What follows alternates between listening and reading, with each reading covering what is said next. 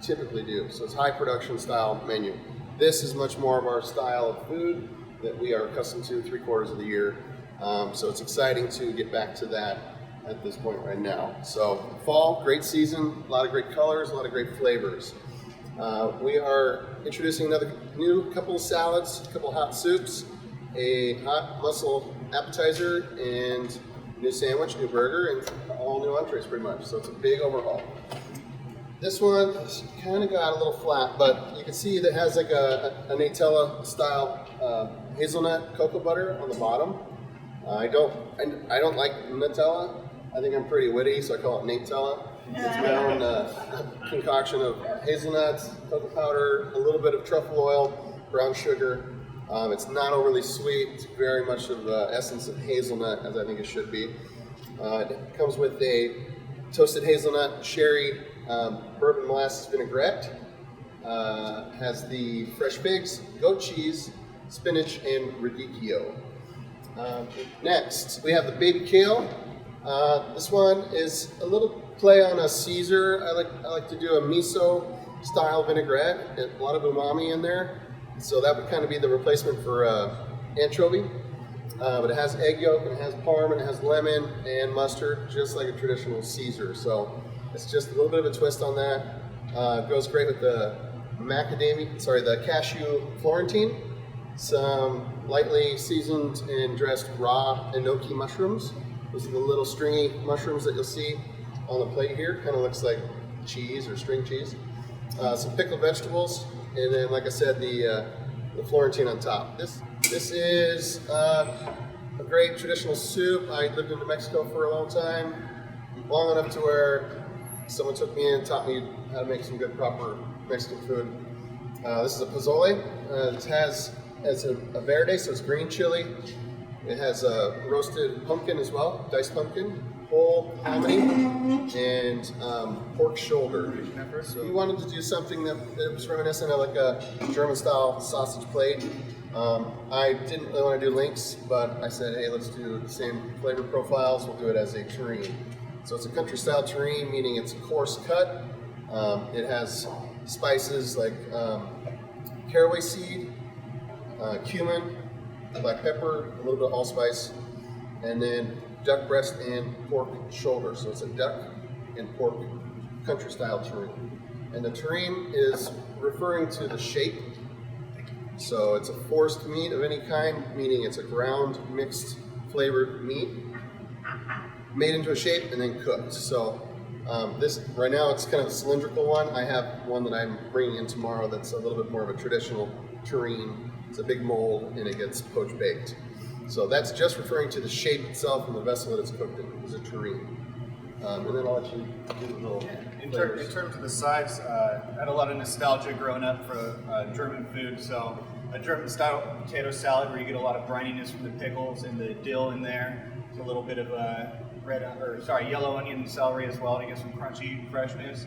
And then I was telling Chef, instead of like a traditional sauerkraut, my grandmother used to do like a cooked red cabbage, and he said, actually, I have a beautiful recipe for that. So he's doing a little brown sugar, some aromatics, and he said allspice and cinnamon in there. allspice. So that sweet earthiness mixes with the briny flavors in the potato salad, gives you a really nice, rich body to the whole meal that ties it together.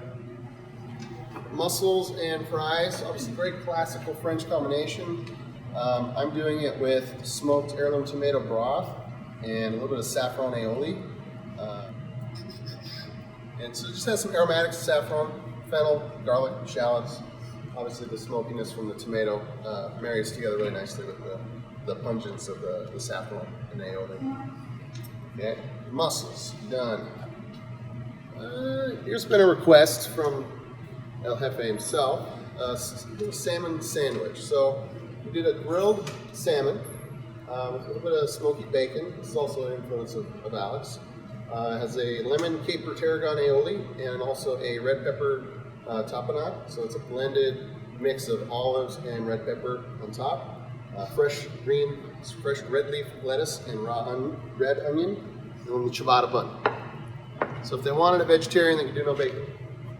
But obviously, egg, dairy, bread, all that stuff. Pescatarian. That's what I meant. I know what you mean. You know me so well.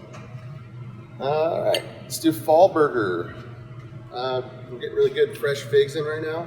If you've seen any of the trees around here, they're all just so many figs you can throw a stick at it. So fig marmalade, caramelized bourbon brown sugar onions, and then brie, and a little bit of fresh spinach and black garlic aioli on the half-pound patty.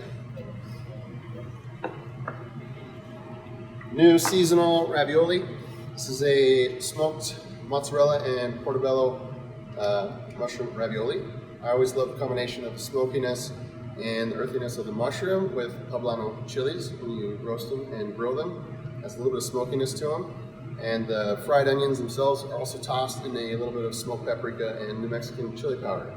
The sauce is the brown butter sauce with a little bit of mushroom duxelle, which is a combination of mushrooms ground up, cooked down to a paste, all the liquids basically cooked out of it, and that gets added to the sauce as a flavor enhancer.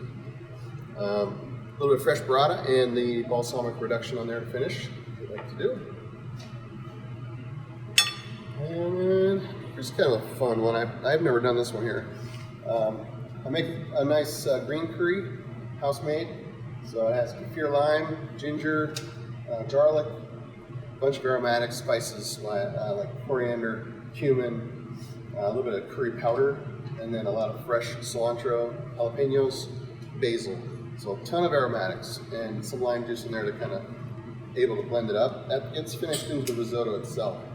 And then I did a little bit of light garnish with it. It really kind of cut through the richness of it. Is the pickled green papaya, carrots, onion, and basil with some scallion, and seared scallops and crispy pork belly.